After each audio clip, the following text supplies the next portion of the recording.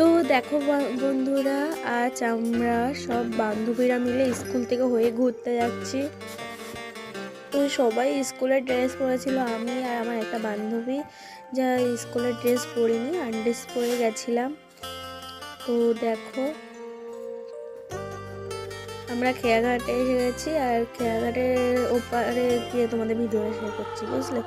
আমি খেয়া বসে ভিডিও করি, যেহেতু আমার ভয় লাগে নৌকায় বসে ভিডিও। তো দেখো বন্ধুরা, আমরা এখন গাড়িতে আছি, এপারে এসে গেছে। আর দেখো নদীর ধারে আমরা যাচ্ছি। দেখো জায়গাটা কত সুন্দর। আর ওই দেখো আমার বান্ধবীরা আগে চলে যাচ্ছে, আমাদেরকে টাটা করে দিল।